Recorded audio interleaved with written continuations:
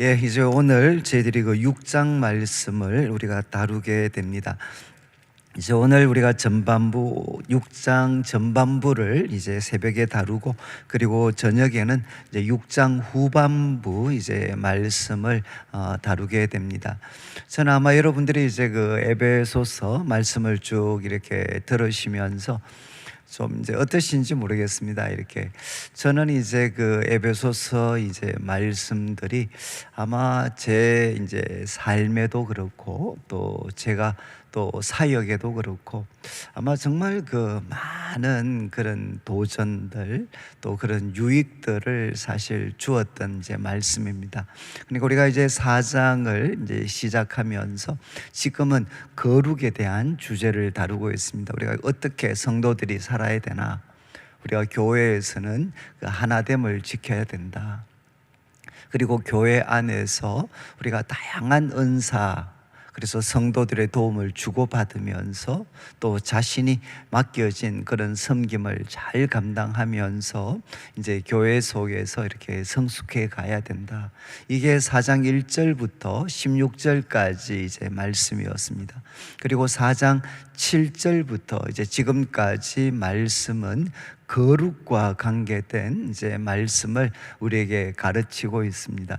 그래서 거룩과 관련해서 처음에 이제 이방인처럼 행하지 마라 라고 이제 말씀을 하셨는데, 그때 이제 이방인은 어떤 사람인가? 아마 우리 성도님들이 이제 기억하시겠지만, 처음에 이 마음이 이렇게 굳어지면, 마음이 굳어지고, 그리고 이제 또 마음이 굳어지게 되면 말씀이 들어오지 않으니까 우리는 무지하고 무지하고 또 총명이 참 어두워지게 되고, 그리고 하나님의 생명에서 떠나가지고 결국은 감각이 없는 자가 된다. 그리고 욕심에 자기를 던지고 모든 더러운 것을 욕심으로 행하게 된다. 여러분, 이제 이 말씀을 여러분들이 잘 이렇게 기억하시면, 결국 이제 우리들의 삶이 방탕에 빠질 때 가장 근원적인 문제, 출발점은 어디였습니까? 결국 이제 그 말씀을 통해서 봤을 때 자신을 욕심, 방탕에다가 자신을 던지게 되면 저 나쁜 놈, 뭐 이렇게 우리가 욕할 수 있습니다. 그런데 출발점은 어딘가 하면 마음이 굳어져 버리면, 그래서 우리 마음 속에 하나님의 말씀이 이렇게 들어오지 않으면 결국 세월이 조금만 지나면 어떻게 되느냐? 이제는 자신을 욕심에 그리고 방탕에 던져버리는 이런 삶이 되는 거죠. 그러니까 저는 청년들을 특별히 오랫동안 섬겼기 때문에 이것은 저한테도, 또 제가 섬겼던 청년들한테도 정말 이거는 저한테 귀한 그런 교훈이었습니다. 저도 그렇고 우리 청년들의 삶을 지켜주려면 무엇보다도 마음이 굳어지지 않게 해야 되는구나. 그리고 그 마음에 하나님의 말씀이 계속해서 비춰져야만 그들의 삶을 지킬 수가 있는 거구나. 그래서 우리들 주위에 사람들이 욕심 그리고 감각 없는 자가 되었을 때 그들이 나쁜 사람이었어가 아니라 이 마음이 굳어져서 하나님의 말씀이 들어오지를 못하니까 결국 이런 결과가 생겼는 거구나. 그래서 저는 저도 그렇고 또 우리 청년들, 성도들의 삶을 앞으로도 바르게 해 가려면 가장 중요한 것은 무엇이냐? 이 마음이 굳어져서는 안 된다는 거죠. 그래서 이제 이어지는 말씀 여러분 기억하시겠지만, 이제 사도가 첫 번째 도전한 게 무엇입니까? 거룩한 삶을 살려면 매 순간마다 이제 옛사람은 벗어버려야 된다. 오늘 아침에 오실 때 옷을 갈아입고 오셨겠지만 이전 옷은 벗어버리고 새 사람을 입어야 된다. 그런데 그 중심에 무엇이 있느냐? 이제 마음을 새롭게 하라는 거죠. 너희 심령이 새롭게 되어서, 여러분 앞에서 말씀드렸죠. 문제는 마음에 있다고 했습니다.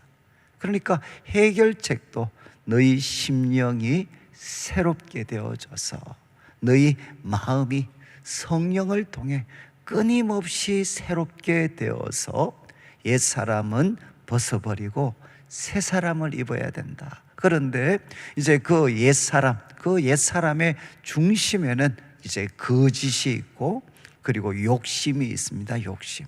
그렇지만 새 사람은 의와 거룩이죠. 의와 거룩. 그런데 여러분, 이제 성경에서 결국은 이제 죄는 핵심이 무엇이냐?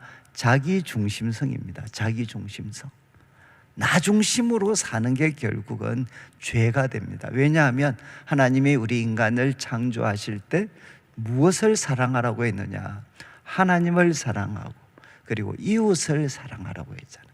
그래서 나를 가장 복되게 하는 길이 무엇이냐? 그것은 나를 사랑하는 게 아니고 하나님과 이웃을 사랑하는 것이 가장 나를 사랑하는 길이다. 이게 창조주 하나님이 정해놓으신 질서입니다. 질서. 그런데 결국 이제 옛사람이라는 것은 자기 중심적이 되는 거죠. 유혹의 욕심, 자기를 끊임없이 부추기는 유혹의 욕심. 그렇지만 이제 우리가 이 의와 그리고 거룩, 그리고 그 바탕이 되는 진리, 이것은 다 무엇이냐? 하나님과 타인을 사랑하는 삶입니다. 그리고 이제 또 그렇게 하려면 마음이 끊임없이 새로워져야 된다. 여러분들이 거룩한 삶을 지키려면 도덕적인 노력도 필요하지만 마음이 항상 새로워지고 굳어지지 않아야 된다는 거죠. 그리고 이제 우리가 5장에 이제 와서는 이제 두 번째 이미지죠. 어둠과 빛.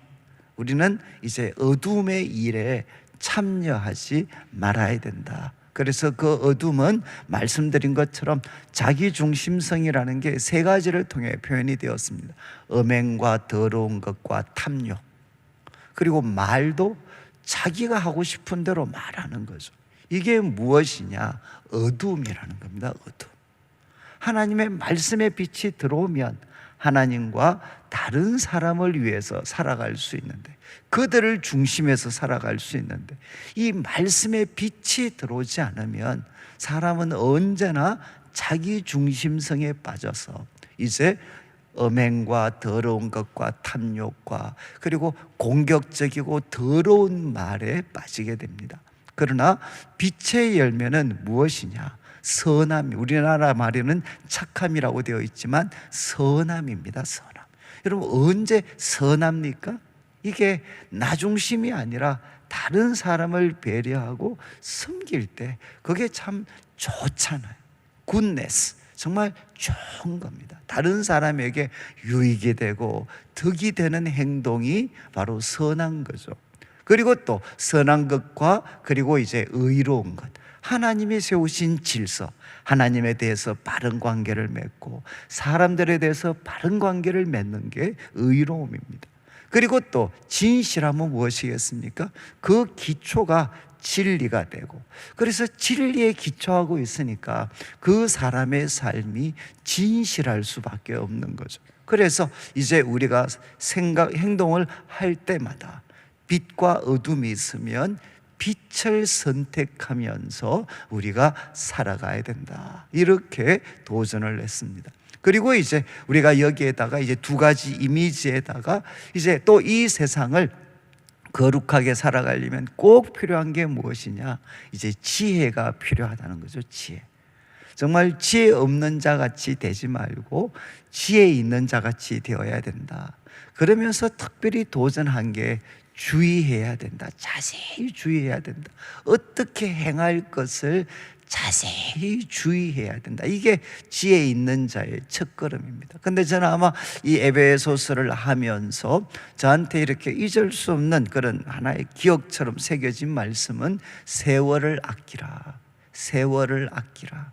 그런데 제가 말씀드렸죠. 원래 이 영어 번역, 원래 원문대로 하면 시간을 구원해내라. Redeem the time. 시간을 구원해내라. 저는 이게 저한테는 정말 충격적인. 그래서 저는 이렇게 그냥 정리를 했습니다.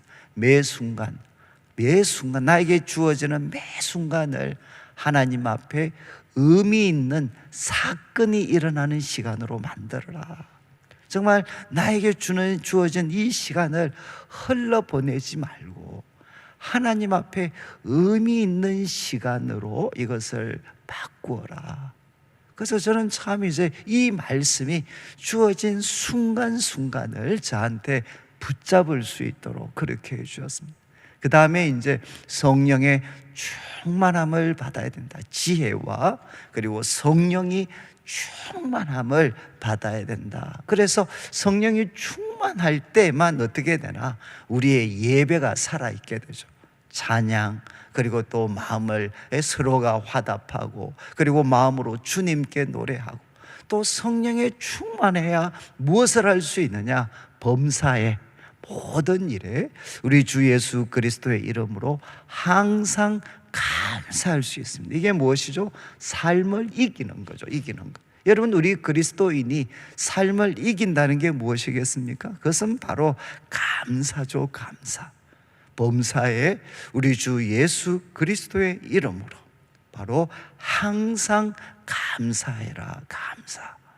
이거는 지나간 은혜를 기억한다는 것뿐만 아니라, 여러분, 감사할 수 있는 이유가 무엇이죠? 하나님이 우리와 함께하고 계시고, 이 상황이 부족해도 하나님이 얼마든지 바꾸시고, 그분이 우리와 함께 하시기 때문에 지나간 일 때문에도 감사하지만 앞으로 이루실 일 때문에도 우리는 감사하는 거죠. 감사. 그래서 감사하고, 그리고 뭐라고 이야기했습니까? 그리스도를 경외함으로 피차 복종해라. 여러분, 말씀에 기반을 해서 바로 성령의 충만함을 받을 때 모든 인간관계가 정상적으로 작동된다는 겁니다. 피차 복종해라. 피차 복종. 그러면서 이제 예를 들었습니다. 어제 우리가 나누었던 이제 이 아내, 부부 관계죠. 부부 관계. 아내는 이제 남편에게 참 복종을 해라. 교회가 주님께 하듯이. 그리고 또 남편은 아내를 사랑하는데 바로 예수님께서 몸된 교회를 사랑하셨던 것처럼 해라. 아마 저는 이제 여러분들도 지금 이제 저도 이렇게 요즘 우리 한국 사회도 뭐 이제 황혼, 뭐 이혼이다, 뭐 이런 것들이 참 많아지고, 그리고 아마 우리 성도님들 기도 제목 가운데 아마 가장 많은 게 이 부부 관계가 해당되는 겁니다, 사실은. 그래서 저도 이제 우리 집사람하고 생각해 보니까 이제 대학교 3학년 때 교회에서 만났습니다. 교회에서 만났는데 정말 우리 집사람은 이렇게 그 당시 봤을 때 세상이 너무 즐거운, 정말 집사람은 너무 즐거웠어요, 모든 게. 그래서 저는 볼 때 아니 이 험악한 세상을 저렇게 즐겁게 살아갈 수 있는 사람이 있나? 저는 조금 별로 안 좋게 봤죠. 아니 저렇게 개념 없이 저렇게 즐겁게 살아갈 수 있나? 이게 너무 신기했어요. 그런데 집사람은 또 저를 보면서 똑같은 나이인데 지가 뭘 안다고 세상을 저렇게 심각하게 살아가나. 그래서 서로 비웃다가 만나서 지금 이제 한 36년을 지금 살고 있습니다. 그러니까 뭐 여러분 이게 끔찍한 시간이죠. 왜냐하면 집사람은 서울 여자, 저는 이 완전히 경상도 남자. 그래서 거의 뭐 화성에서 온 남자, 금성에서 온 여잔지 뭐 이것처럼 전혀 다른 사람이 만나가지고 이렇게 살아온다는 게. 근데 저는 아마 이 에베소서의 말씀이 없었으면 저는 뭐 이미 뭐 깨져도 몇 번 깨졌을 것 같아요. 여러분, 지금 이제 예수님께서 남편에게 주셨던 말씀이 바로 아내를 사랑해라. 자신을 주는 것처럼 사랑해라. 그런데 그 결과물이 무엇이라고 했습니까? 예수님이 우리를 사랑하셨을 때 세 가지가 일어났다. 바로 물로 우리를 깨끗이 씻어주시고, 그리고 거룩하게 하시고, 그리고 흠과 주름과 티가 없도록 영광스럽게 해주셨다. 바로 예수님이 하셨던 것처럼 우리도 아내에게 해야 된다는 거예요. 저는 이 말씀이 저한테 한번 임했던 적이 언젠가 하면 이제 연애를 할 때 또 집사람이 늦게 나타났어요. 또 약속을 잘 안 지켜, 시간을. 근데 뭐 자기는 영원한 현재 속에 산다고 생각을 하니까 늦다라는 뭐 개념이 없죠. 근데 뭐 저희들은 또 늦게 나타났어요. 그래서 제가 지하철역에서 그때 기다리고 한 시간을 기다렸던 것 같아요. 그래서 막 이가 또 이제 막 이 바쁜 시간을 내서 만나는데 또 1시간 늦게 나타나고, 그래서 막 속에서 막, 예? 막 분노가 치밀고 막 이렇게 있는데, 그때 이제 여러분 아마 그때는 남자분들이 쪽복음이라고 해서 성경 작은 거 있잖아요. 작은 거. 그 군대에 갈 때 이제 갖는 그 작은 성경을 저도 들고 다녔어요. 그래서 이제 한 1시간을 뭐 기다려야 되니까, 그래서 제가 이제 성경을 봤는데 이 말씀이 나왔어요. 이 말씀이 예수님께서 바로 우리를 사랑하셔서 바로 이제 깨끗하게 씻어주시고, 그리고 거룩하게 하시고, 흠도 점도 없이 영광스럽게 해주셨다. 그런데 이 말씀이 정말 그때 저한테 좀 과하게 표현하면 정말 임했습니다. 아, 정말 내가 소위 말해서 한 여자를 이렇게 사랑을 해서 어떤 결과물이 뭐가 도대체 사랑인가? 그 사랑의 결과물은 결국 사람이, 아내가 더 깨끗해 예수님이 깨끗이 씻어준 것처럼 씻어주고, 그리고 또 이제 거룩하게 하고 흠과 주름과 티가 이거 없이 영광스러운 존재로 만들어주는 것이 내가 해야 될 일이구나. 그리고 만약에 아내한테 부족한 것이 있다면 그것을 극복하게 잘 도와주라고 하나님께서 바로 나를 만나게 하신 거구나. 그래서 아내가 뭔가 부족한 점이 드러나면 그것은 그 사람의 문제라고 공격할 것이 아니라 그런 부족함을 잘 극복할 수 있도록 내가 도와주어야 되는구나.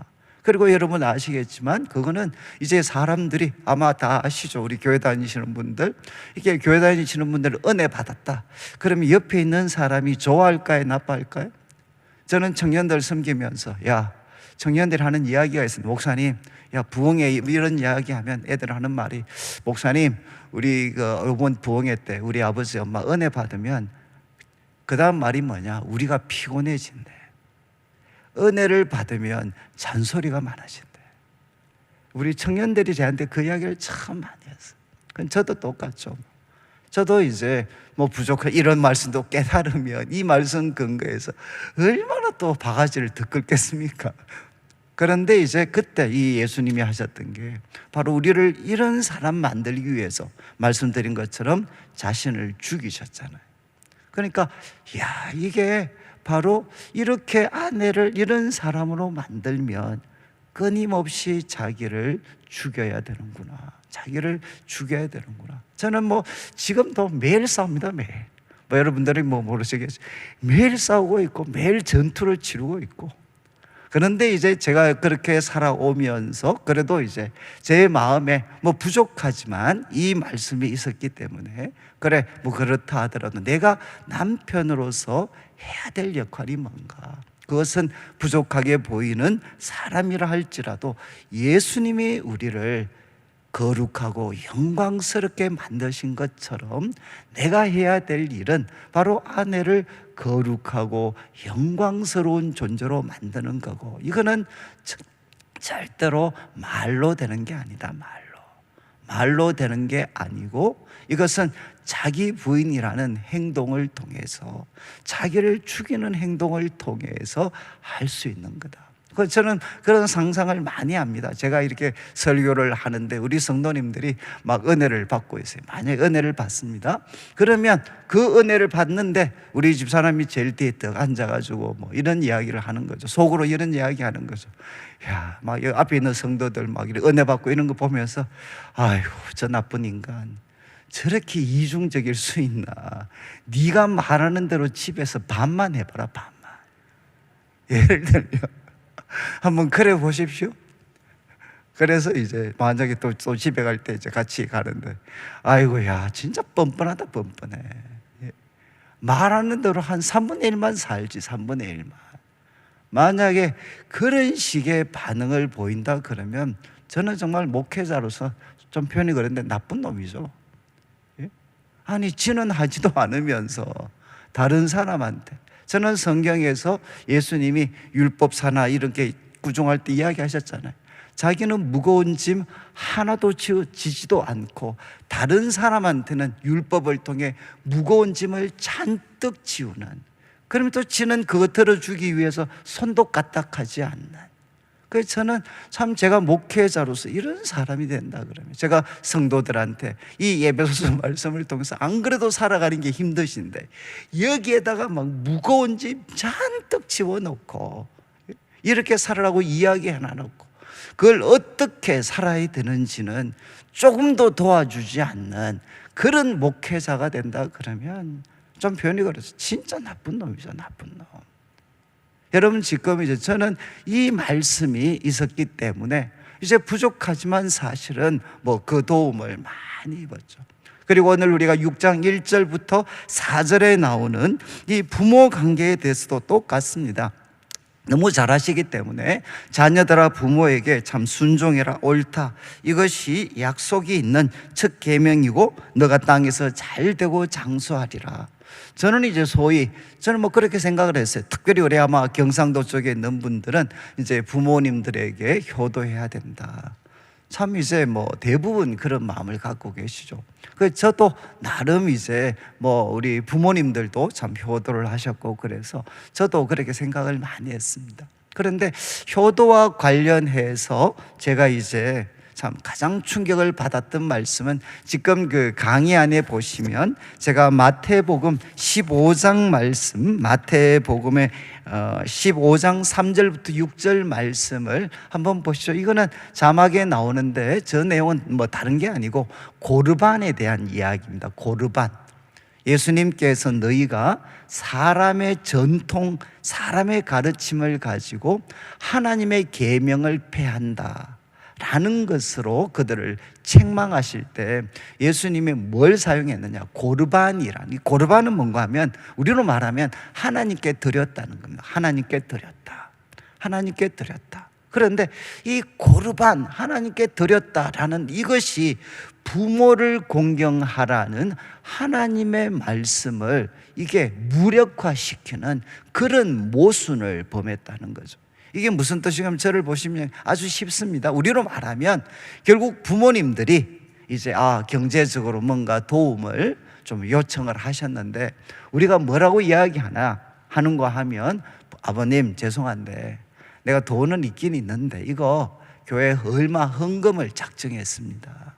제가 헌금을 작정했기 때문에 지금 이거는 드릴 수가 없습니다. 이렇게 표현하는 게 예수님이 말씀하신 상황입니다. 나의 물질과 시간은 하나님께 드렸기 때문에 부모님보다 더 귀한 하나님께 드렸기 때문에 죄송하지만 제가 드릴 여유도 없고 시간도 없습니다. 여러분 바로 이 상황입니다. 여러분 참 이렇게 해서 고르반이라는 핑계로 부모 공경을 바로 소위 피하는, 이거는 사람의 계명으로 하나님의 명령을 계명을 폐하는 정말 이거는 악한 짓이다. 이렇게 예수님이 말씀하셨어요. 그래서 저는 참 부모를 공경한다고 나름 생각을 했고 노력을 했습니다. 저도 노력을 했지만 제 속에 항상 긴장을 주었던 말씀이 이거였어요.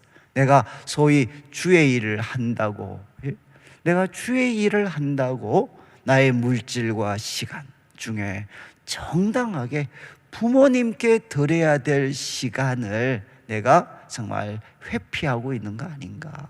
저는 청년들을 오랫동안 섬겼기 때문에 정말 청년들한테 이런 문제가 생기는, 여러분 정말 우리 청년들이 열심히 하면 부모님들이 한편으로는 기쁘지만 한편으로는 소가리를 많이 합니다.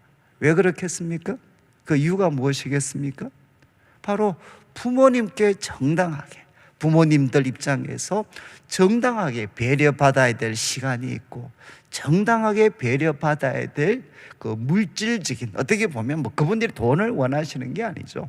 그런 어떤 도움들, 이런 것들을 기대할 수 있는데 하나님을 섬긴다는 것 때문에 시간을 내지 못하고 하나님을 섬긴다는 것 때문에 물질에 있어서 부모님에게 더 인색해질 수 있는 그런 위험성들이 항상 우리 성도님들은 모르시겠지만 저한테는 있었습니다. 저한테.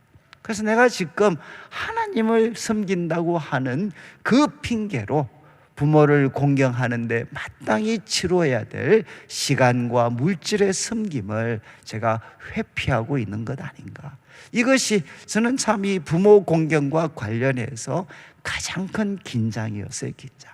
저는 우리 성도님들이 참 이런 부분에서 이렇게, 그리고 우리 디모데전서 말씀도 한번 비춰주시죠. 5장 8절 말씀도 뭐 이렇게 되어 있습니다. 자기 친족을 돌보지 않으면 믿음을 배반한 자고 불신자보다 더 악한 자다.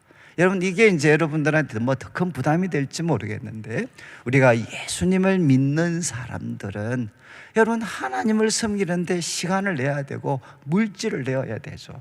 그러나 그것이 부모와 친족을 외면하는 핑계가 되어서는 안 된다는 겁니다.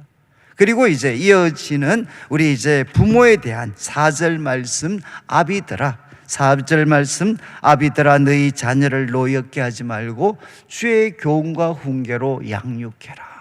아마 이 말씀 여러분 보시면 저는 아마 참 지금도 모르겠어요. 우리 아이들하고 그래도 뭐 매일 정도, 매일 한 차례 정도씩은 그래도 뭐 통화를 합니다. 통화도 하고 애들과 이야기도 뭐 계속 나누고 그러면서 모르겠어요. 앞으로 또 어떻게 바뀔지 뭐 모르지만 지금까지는 이제 애들이 그래도 뭐 청년 시절 또 이제 결혼도 했지만 그래도 조금이라도 이제 의사소통을 아직은 합니다. 의사소통을 하고. 그런데 저는 아마 저는 이 소위 말해서 한국 교육이 만들어낸 어쩌면 좀 부정적인 인물, 잘못하면 괴물이 될 수 있었던. 그러니까 우리 한국 사회는 공부 잘하면 모든 게 면제됐잖아요. 모든 게 성격이 좀 더러워도 아니면은 좀 이렇게 해도 공부 잘하면 다 면제되었던. 그래서 저도 그런 시간을 고등학교 때까지 보냈고 그러다 보니까 저는 이제 공부는 했지만 이 인간관계를 맺어가는 데는 저는 정말 서툴렀던 사람이었어요. 뭔지를 모르는, 개념이 없는 사람이었어요. 그런데 이제 그런 사람이 아까 말씀드린 것처럼 가정을 이루고 그 다음에 이제 자녀들이 났을 때 정말 얘들을 내가 어떻게 해야 되나. 이제 그런데 저는 참 이 말씀, 특별히 아비들아, 물론 이것이 아비만 이야기하는 건 아닙니다. 그러나 아비들아, 주의 교양과 자녀들을 노엽게 하지 말고 그리고 이제 그들에게 주의 교양과 훈계로 양육해라. 이거는 제가 목사이기 때문에 그렇다 그러면 뭐 할 말은 없습니다. 그런데 어쨌든 저는 이제 원래 뭐 목회를 처음에 계획했던 사람은 아니니까 주의 교양과 훈계로 양육할 우리 자녀들을 영적으로든 정말 그들을 교육을 책임져야 될 사람은 누군가. 저는 이 말씀 그냥 문자적으로 받아들여서 아비가 이것을 해야 되는구나. 아비가 어미한테 맡기는 게 아니라 아비가 해야 되는 거구나.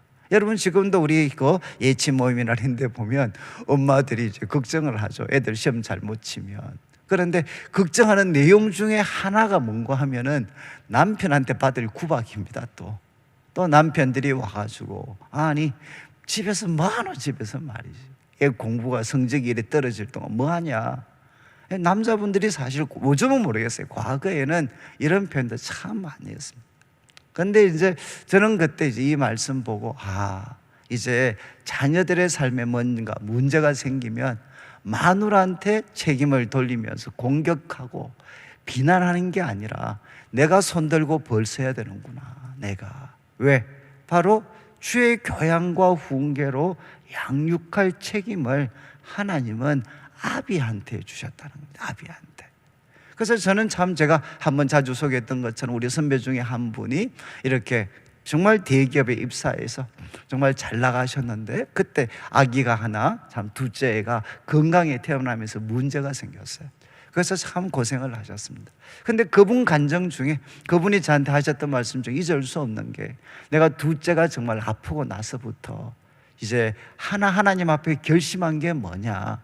내가 집에 들어올 때 서류를 들고 들어오지 않도록, 서류 뭉치 들고 들어오지 않도록.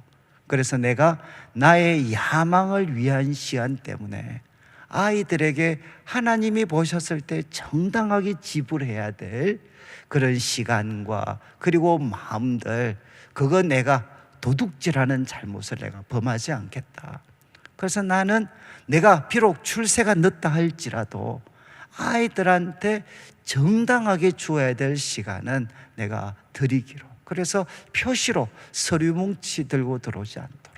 그래서 저는 이제 그 말씀이 너무 인상적이어서 저도 지금 모르겠습니다. 부족하지만 지금까지 애들과 살아오면서 저는 이제 집에 가면 이제는 애들이 다 없으니까 애들이 있을 때는 저는 집에서 아마 공부한 적이 거의 없습니다.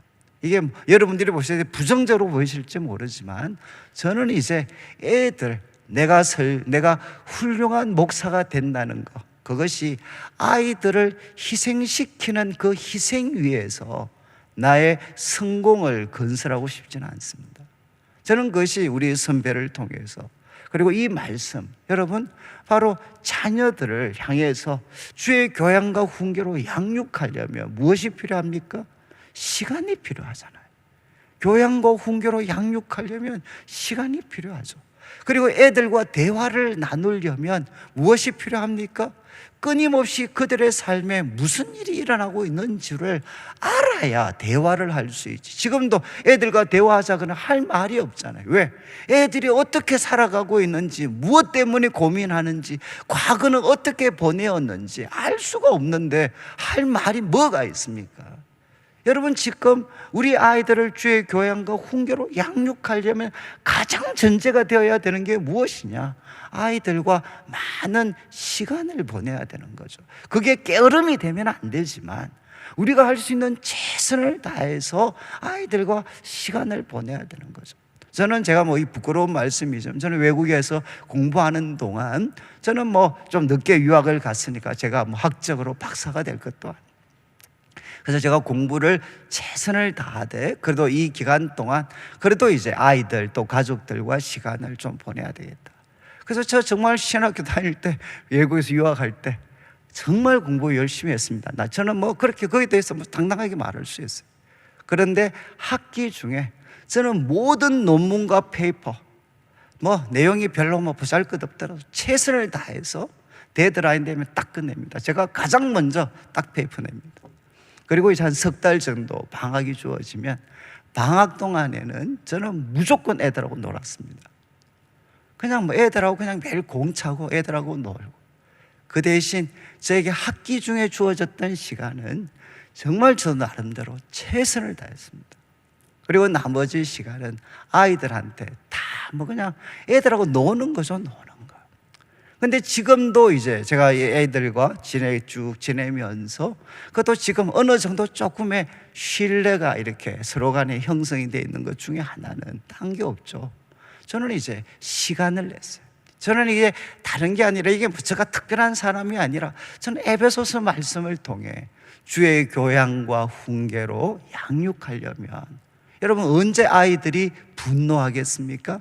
제가 지금 강의 안에 기록을 해놨죠. 언제 아이들이 분노합니까? 저는 청년들 오래 섬겼기 때문에 부모님들한테 언제 아이들이 분노하나? 가장 일반적인 거 인격적으로 무시당할 때죠.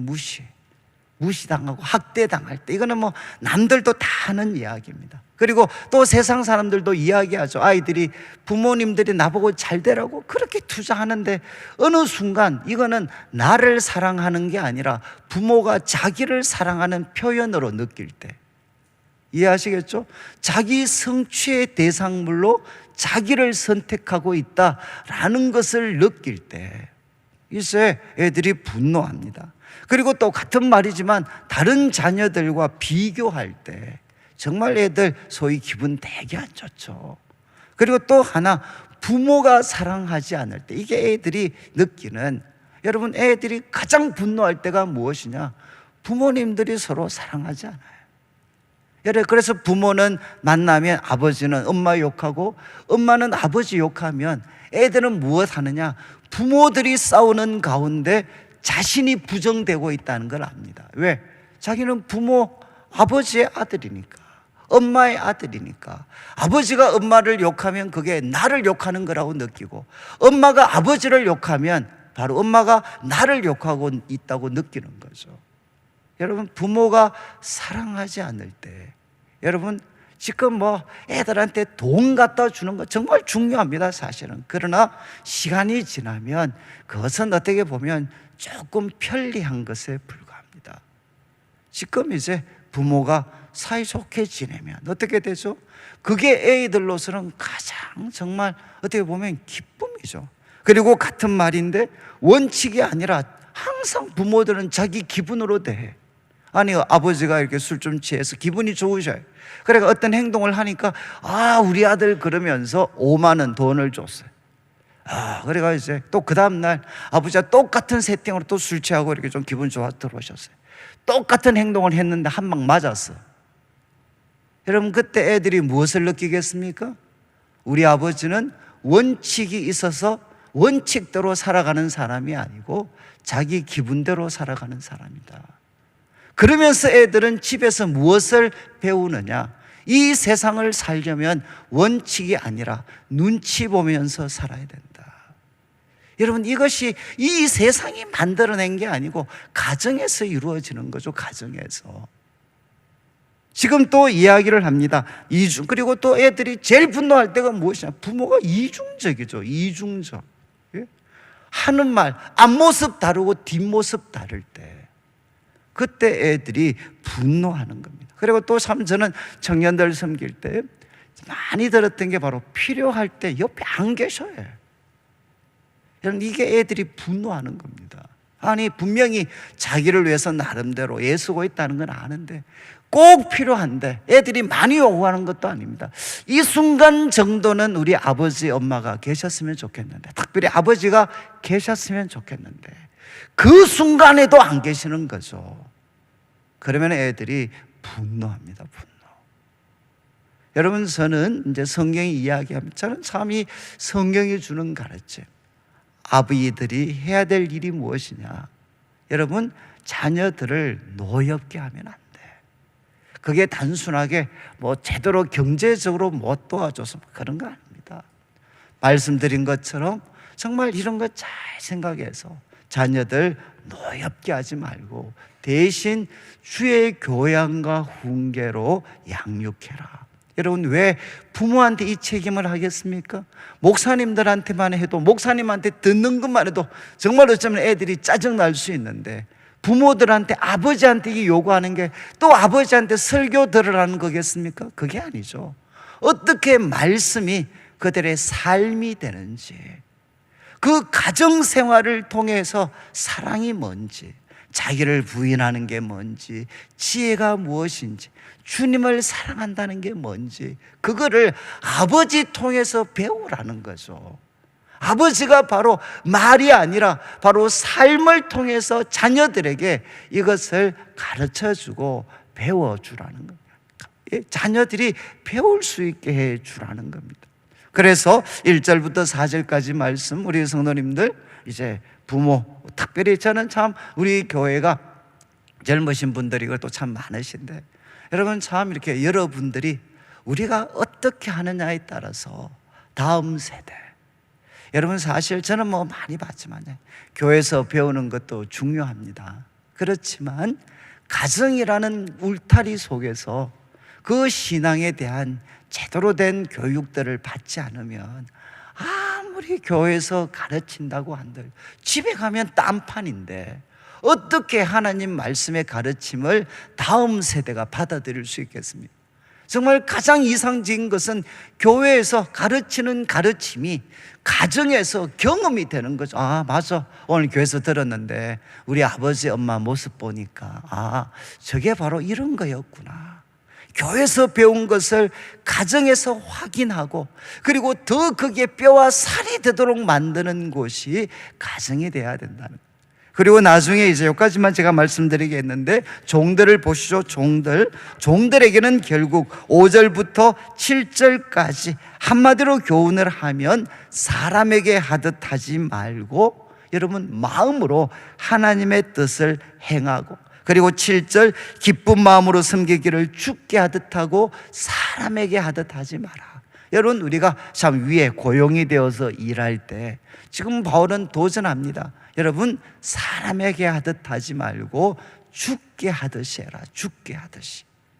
바로 정말 이렇게 사람에게 하듯 하지 말고 주께 하듯이 그렇게 대해라. 그리고 8절 말씀을 보시죠. 각 사람이 무슨 일을 행하든지 종이나 자유나 주께로부터 그대로 받을 줄 알미라.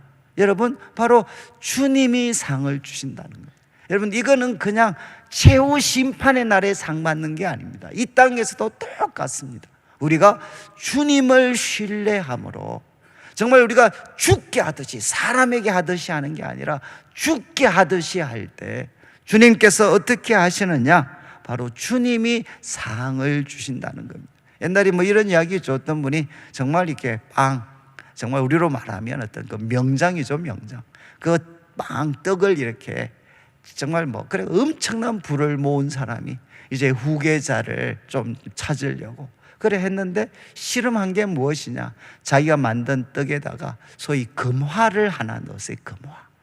금화를 넣어서 정말 이제 그 떡을 다 맛보도록 그렇게 줬는데, 아무도 그 금화를 가져오지 않았는데, 한 젊은 애가 그걸 가져와서, 할머니, 바로 여기에 먹다 보니까 금화가 들었는데, 아이고, 제가 혹시 잘못하신가 싶어서 가져왔습니다. 그래서 그 사람을 후계자로 선택했다. 뭐 이런 이야기가 있잖아요.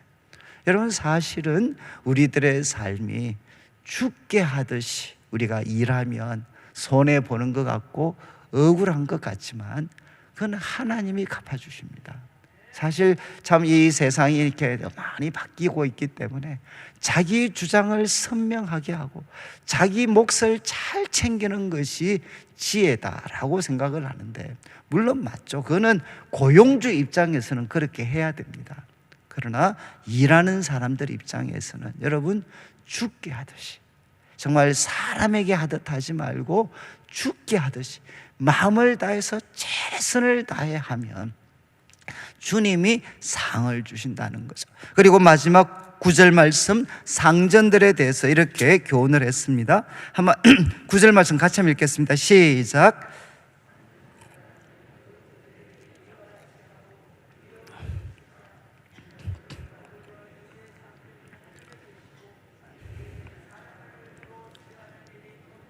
예, 그러니까 상전들도 피차 복종해라. 그래서 한마디로 위협을 거치라. 과거 성경에는 공갈하지 마라 이렇게 되어 있습니다. 뭐 더 선명하죠. 위협하지 마라, 공갈하지 마라. 공갈. 왜냐하면 너희 상전이 하늘에 계신다. 그리고 그 하나님은 사람을 외모로 취하지 않으신다. 이렇게 이야기했어요. 그러니까 상전들도 어떻게 해야 됩니까? 하늘의 상전이 보고 계신다. 하늘의 상전이. 그러니까 바로 우리가 섬기는 골로새서 4장 1절 말씀 한번 비추어 주시죠. 똑같은 맥락의 말씀인데, 골로새서 4장 1절은 상전들아 의와 공평을 종들에게 베풀어라. 그리고 너희에게 하늘의 상전이 계신다. 여러분, 이제 바로 우리가 상전들은 하늘의 상전이 계심을 기억하고 의와 공평을 종들에게 베풀어야 된다. 여러분, 저도 이런 표현이 적절한지 모르겠어요. 저희 교회 이제 교역자와 직원들이 한 30분 정도 됩니다. 그러면 저도 소위 어떤 이렇게 한 30명 정도의 직원을 교역자와 직원을 거느리고 있는 사람이죠. 그래서 저도 항상 긴장을 합니다. 설교는 이렇게 하면서 만약에 이제 우리 부교역자들이나 아니면 직원들이 볼 때, 야, 진짜 말하는 것 반만 살아라, 반만 그렇게 하면서 살아라, 혹시라도 그렇게 말하지 않을까.